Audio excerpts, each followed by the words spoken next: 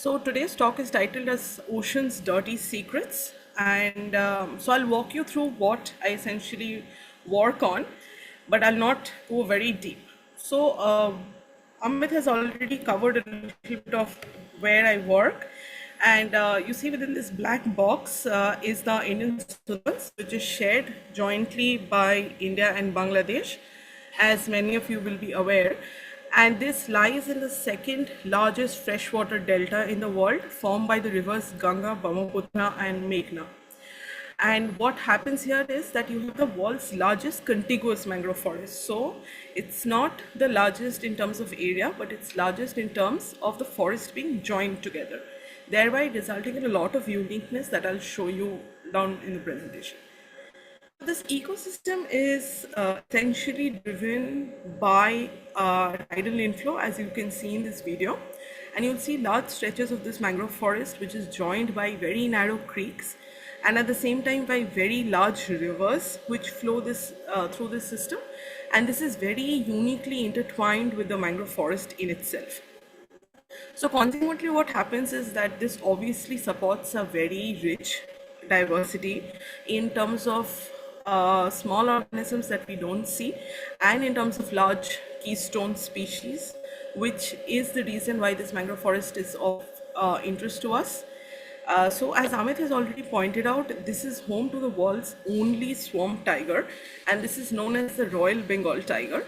So you can imagine that in order to protect this keystone species, which is huge in biomass, there is obvious need to focus on protecting the entire ecosystem just to keep this one species alive.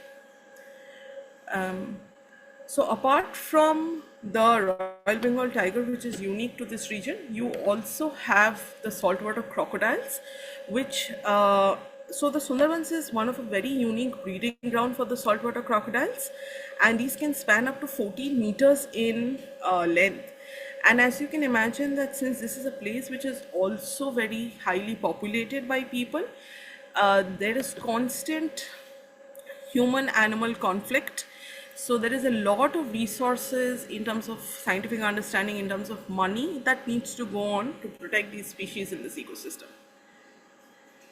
So as I said, that this is not only a place which has large keystone species. As you can see in this video, you have these huge mud flats which are governed by very unique population of crabs in this ecosystem, and these play very vital role in keeping the sediment constantly full of oxygen, even though there is still a dearth of oxygen in this ecosystem, but it also has a very large role to play in nutrient cycling. So the reason why I titled today's talk as the Ocean's Dirty Secret is, as you can imagine, that given so much anthropogenic pressure in this ecosystem, there is a huge amount of plastic that is going into the system. And every time that we speak to researchers, we have realized that when we say pollution, people automatically go on to think about plastic pollution. There's of course nothing wrong in that. Plastic is a very big concern.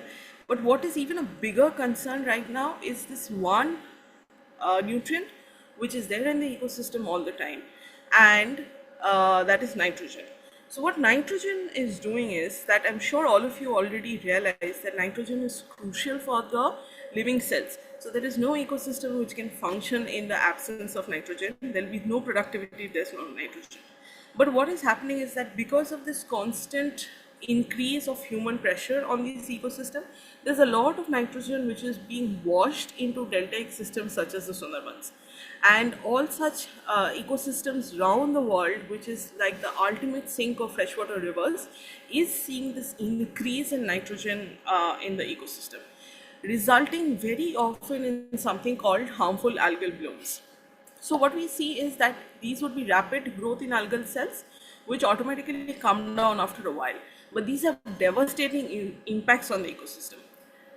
So one of the things that we know about harmful algal blooms, I'm sure all of you are already aware, is that the first thing it does is that it lowers oxygen and thereby kills a lot of fish. Okay.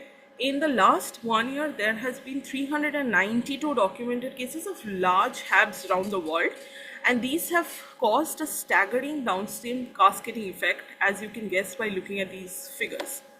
Okay, so again, so when we go back, what we see is that nitrogen is the only cause of increase in HABs around the world. Okay, so this is directly proportional. Every time I increase the availability of nitrogen, causing eutrophication, I get a situation known as HAB. Okay, now ecosystems till now were in a situation to control the bloom and spread of HABs, and we are seeing that resilience of ecosystem go down with time. Again, as many of you are in this field, you already know that nitrogen cycling within estuarine ecosystems is very complex, right? You have a lot of molecules coming in from here, there's a lot of sources which we are still not entirely aware of.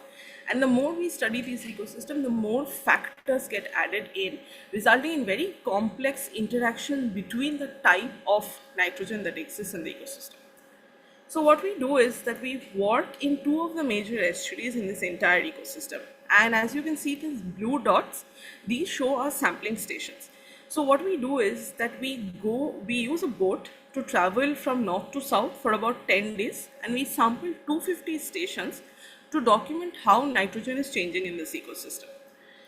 So what you will see here is that we have plotted how just nitrogen variability has happened. Okay, now it is not very difficult to imagine that everywhere that there is a freshwater impact or there is a high human population living around the place, you would be having high dissolved inorganic nitrogen.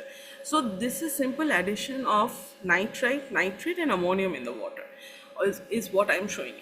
But what is very interesting is that as soon as the season shifts and you've had this local precipitation drive how nutrient would be spread in the ecosystem, you have these pockets where nitrogen concentration increases tremendously.